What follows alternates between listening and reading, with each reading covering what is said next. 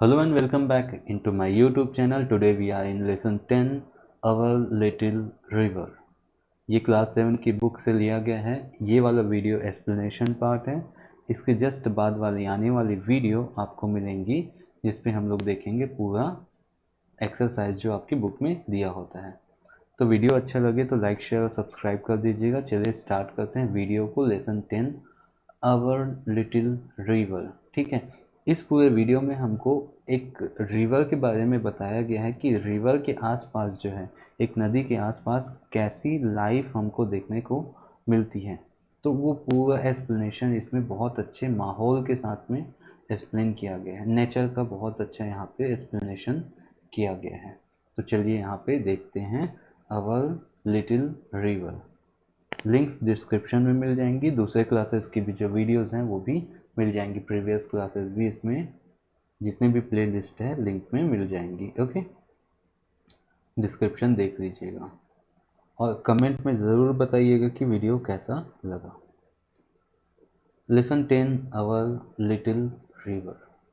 हमारा प्यारा सा छोटा सा नदी। Which is the river closest to your house. ऐसी कौन सी नदी है जो आपके घर के सबसे पास है, बताइए। तो ये आप अपने फ्रेंड के साथ में पूछ सकते हैं, अपने दोस्तों से पूछ सकते हैं, अपने टीचर से भी आप पूछ सकते हैं कि आपके घर के आसपास सबसे पास की नदी कौन सी है। यह एक पोयम है एक्चुअल बेसिकली। ठीक है, चलो देखते हैं। Our little river twists and turns, it just knee deep when summer burns. How easy it is it then to cross? Cattle and cart just ford across.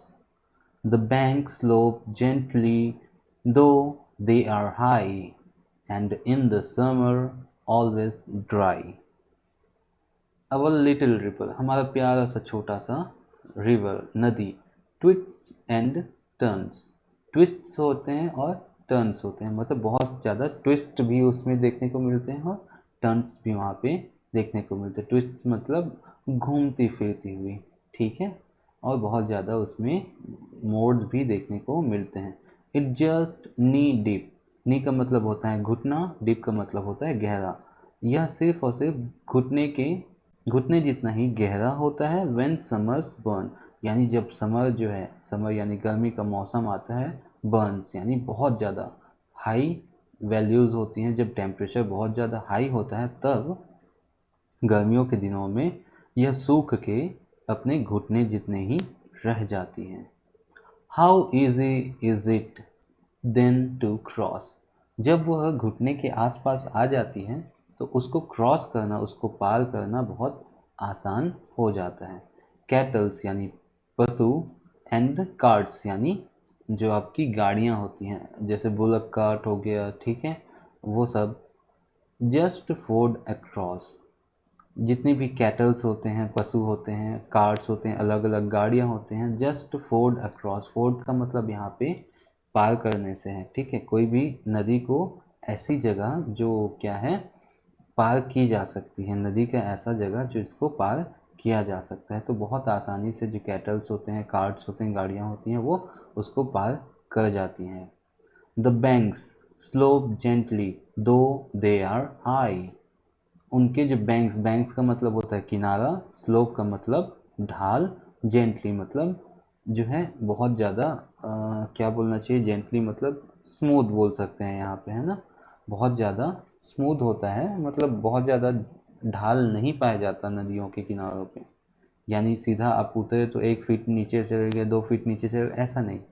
ठीक है, जेंटल होता है, बहुत स्मूथ वे पे वो जो है नीचे जाता है।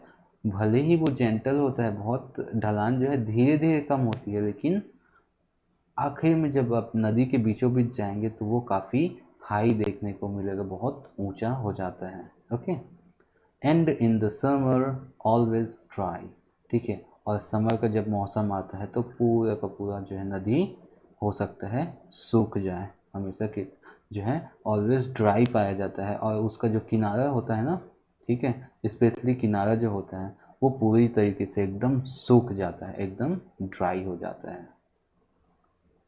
No dirt, no mud. It's all so clean. The sands glints with a golden gleam, and to one side there stand a bed of cars with white flowers overspread. No dirt no mud. Dirt का मतलब गंदगी, no dirt. No mud, mud का मतलब कीचड़. कोई भी गंदगी या कीचड़ वहाँ पे नहीं पाई जाती. It's all so clean. और जितना भी जो एरिया होता है आपका, जो नदी का एरिया होता है, पूरी तरीके से साफ सुथरा दिखाई देता है. The sands glints with a golden gleam. Glints का मतलब होता है चमकना, ठीक है. और ग्लीम का मतलब होता है उसकी आभा लेके. जैसे मान लीजिए जो सैंड है वो कैसे चमकने लगता है, जब आप दोपहर में कभी भी जाएंगे नदियों के किनारे पर, जो उनका जो रेत होता है वो देखेंगे जब आप वहाँ पे, तो बहुत ज़्यादा चमकीला, ऐसे अभ्रक की तरह, ठीक है. स्पार्कल्स जो होते हैं ना वैसे ही दिखाई देते हैं, बहुत चमकीला दिखाई देता है. कभी जाइएगा. With a golden gleam. और कैसा वो आभा लेके चमकता है, कैसा चमक रहता है उसका, गोल्डन चमक रहता है. सोने की तरह उसमें चमक आभा पाई जाती है. गोल्डन की तरह चमकता है वो रेत. And to one side. और उसका एक हिस्सा, एक side there stand a bed. और उसके जितने भी जो साइड, जैसे ये नदी देखिए, यहाँ पे जो नदी यहाँ पे दिखाई दे रही है ना, ये देखिए, ये नदी है, ऐसा ऐसा फ्लो हुआ है नदी, है ना. तो इसके जो किनारे होते हैं, इन किनारों में जो है बहुत ज़्यादा एक एक टाइप का फूल होता है, काश नाम का. उसका नाम होता है काश. और उसका जो है with white flower over spread, वो क्या होता है, पूरी तरीके से फैला होता है, एक बिस्तर की तरह जो है बिछा होता है पूरे किनारों पे, जो है हमको देखने को मिलता है. देखो ये फूल कुछ इस तरीके से दिखाई देता है. ये एकदम सफ़ेद सफ़ेद घास की तरह लंबा लंबा सा होता है, ऐसे सफ़ेद फूल उसमें होते हैं. आप कभी नदियों के किनारों पे जाओगे, ठीक है, गर्मी के दिनों पे, तो ये आपको देखने को वहाँ पे मिलेगा. एक बहुत दूर दूर तक किनारों पे ये फैला हुआ एक बेड की तरह हमको दिखाई देता है. इस फूल का नाम है काश, ठीक है. इसको बोला जाता है काश. फाइन. ये आपको देखने को मिलेगा वहाँ पे.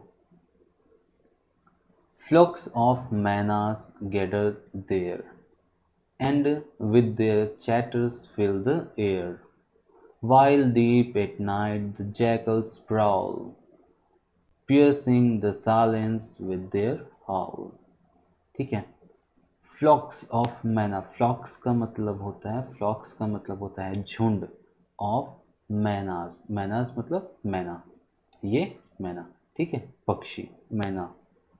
Gathered there. और ये जो मैना जो पक्षी होती है वो नदियों के किनारे पे क्या है, गैदर्ड होती हैं, इकट्ठा हुए रहती हैं. एंड और विथ देयर चैटर्स, यानी उनकी जो चहचहाहट है ना, मैना जब आपस में चहकते रहती है ना, फिल द एयर. और उनका जो चहचहाट है पूरे वातावरण में, पूरे हवा में फैला होता है. कभी शाम के समय जाएंगे तो आपको ये चीज़ें देखने को मिलेंगी, वहाँ पे अक्सर देखने को मिल जाती हैं. While deep at night the jackals prowl. देखो, वाइल डीप, जबकि उसी समय, ठीक है. डीप नाइट जब हो जाता है, डीप नाइट मतलब गहरी रात हो जाती है जब, ठीक है. द जैकल्स, जैकल मतलब होते हैं आपके गीदड़, गीदड़, ठीक है, गीदड़ बोलते हैं जिसको, है ना.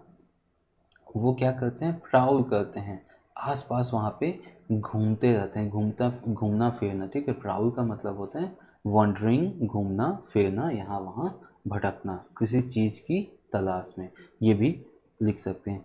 पियर्सिंग. पियर्सिंग का मतलब होता है भेदना, यानी क्या चीज़ को भेद जाते हैं, द साइलेंस विद देयर हाउल. हाउल का मतलब होता है आपका बहुत ज़ोर से चिल्लाना, चीखना.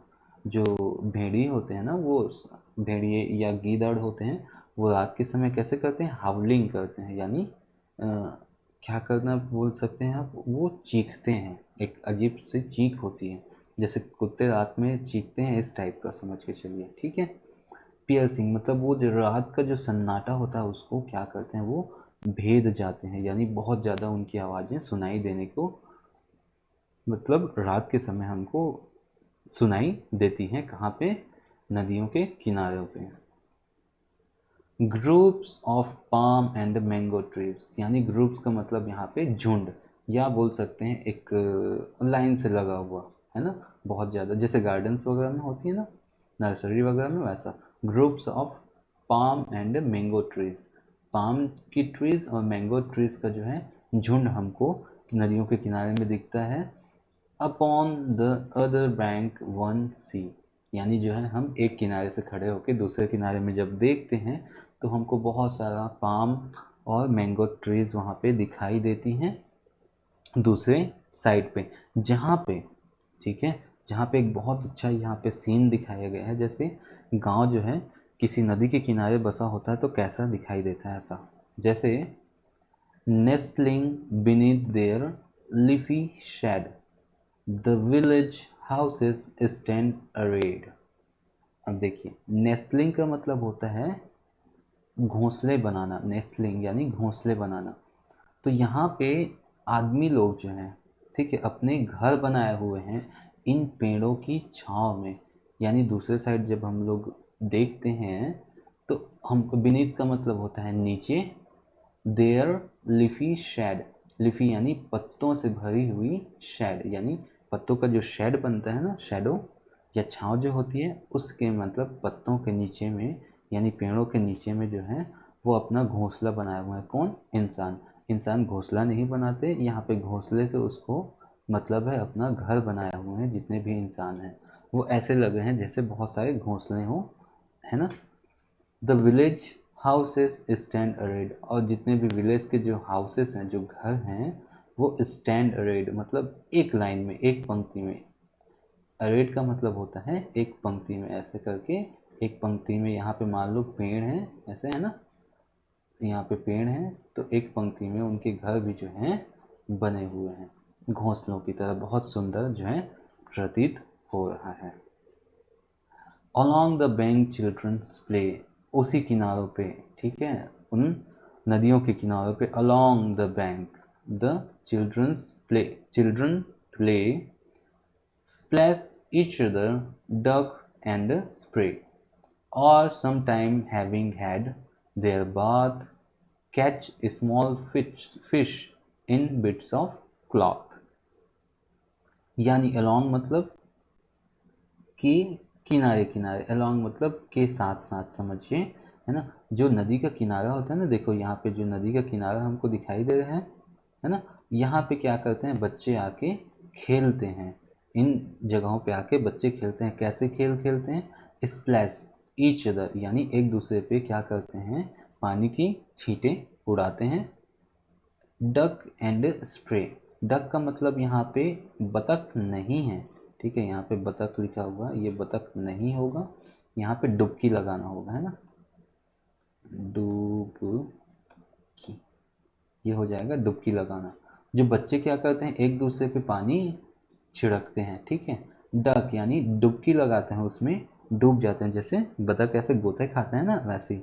और स्प्रे करते हैं, और पानी की बूंदें जो हैं एक दूसरे के ऊपर छिड़कते हैं, स्प्रे करते हैं। और सम टाइम, या कुछ समय, या कभी कभी, ठीक है, कभी कभी, some time, having had their bath, और क्या करते हैं, कभी कभी वहाँ पे जाकर वो अच्छे से नहाते हैं, ठीक है। वो सब करने के बाद वो अच्छे से वहाँ पे नहाते भी हैं। Catch small fish in bit of cloth, और जब वो नहाते रहते हैं तो क्या करते हैं, कैच करते हैं, कैच यानी पकड़ते हैं, स्मॉल फिशेस छोटे छोटी मछलियों को पकड़ते हैं, इन बिट्स ऑफ क्लॉथ, यानी जो, आप मान के चलिए जब नहाने जाते हैं तो आप जो जो है टॉवल लेके गए हुए हैं, या अपने बदन पे जो भी कपड़े पहने हुए हैं, उन कपड़ों की मदद से क्या करते हैं, वो छोटी छोटी मछलियों को पकड़ने की कोशिश करते हैं। तो ये एक इमेजिनेशन है, एक गांव या नदी के किनारे जो बसा हुआ जो घर है, या जितने भी व्यक्ति होते हैं, तो नदियों के किनारे हमको क्या क्या प्राप्त होता है, कितना एंजॉयमेंट होता है, उसके बारे में ये पूरा पोयम है। आगे देखते हैं। उसी जगह पे, उसी किनारों पे, उसी नदियों के किनारों पे, the village women by that spot, scrub with sand their pans and pots, They wash their clothes and have their bath, then back they take the homeward path. क्या करती हैं वहाँ की महिलाएं? द विलेज वुमेन्स, ठीक है, जितने भी विलेज की वुमेन होती हैं, बाई दैट स्पॉट, उसी किनारों पे जाके, ठीक है, जो गांव की महिलाएं होते हैं उस किनारे में जाके क्या करती हैं? स्क्रब यानी रगड़ती हैं, क्या? विथ सैंड, सैंड के साथ में, रेत लेके क्या करती हैं? रगड़ती हैं। किसको रगड़ती हैं? देयर पैन्स एंड पॉट्स, यानी बर्तन, पॉट्स यानी बर्तन, पैन्स यानी तवे वगैरह जो होते हैं ना, वो सबको क्या करती हैं? उस नदी के किनारे जो सैंड होते हैं उससे पकड़ के रगड़ती हैं, धोती हैं, मांजती हैं, ऐसा बोल सकते हैं, ठीक है। दे वॉश देयर क्लॉथ्स, और वो अपने जो क्लॉथ्स होते हैं उसको भी वहाँ धोते हैं उन किनारों पे। एंड हैव देयर बाथ, और उसी किनारों पे वो क्या करते हैं? नहाते भी हैं। तो गांव की महिलाएं क्या करती हैं? बर्तन धोती हैं, वहाँ पे जाके नहाती हैं, अपने कपड़े धोती हैं, और finally they bag they take the homeward path, और उसी रास्ते से वो वापस घर की ओर वापस भी चले जाती हैं, ठीक है।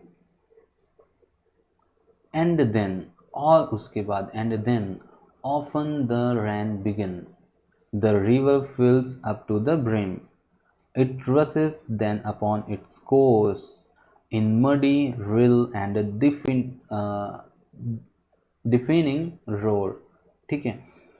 एंड देन, और उसके बाद, देन उसके बाद, ऑफन अक्सर, द रैन्स बिगिन, और अक्सर क्या होती हैं? बरसात का जैसे ही मौसम आता है, रैन्स बिगिन यानी बारिश शुरू हो जाती है।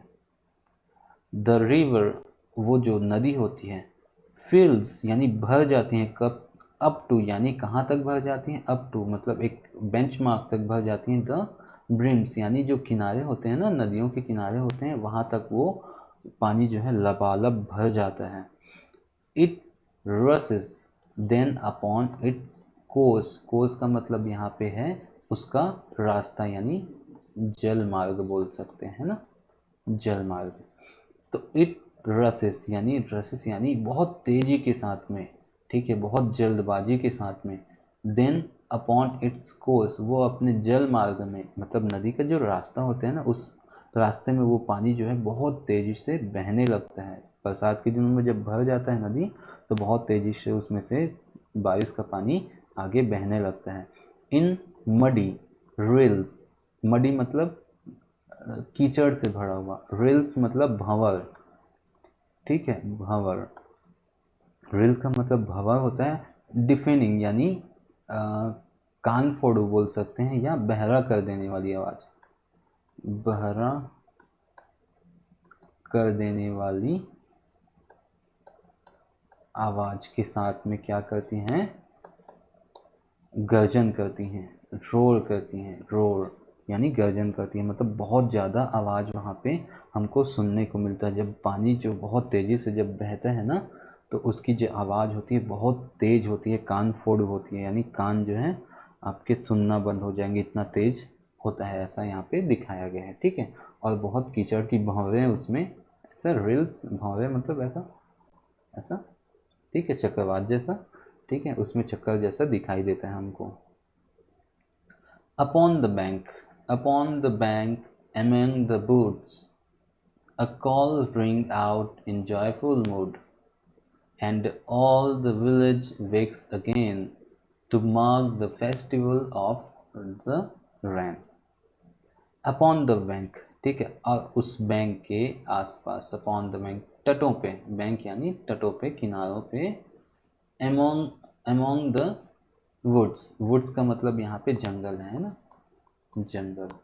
जब यहाँ पे सिंपल वुड होगा, वुड का मतलब होता है लकड़ी, और जैसे ही इसमें अगर एस जोड़ दिया आपने, इट्स बिकम जंगल, ठीक है। जैसे गुड का हो जाता है अच्छा,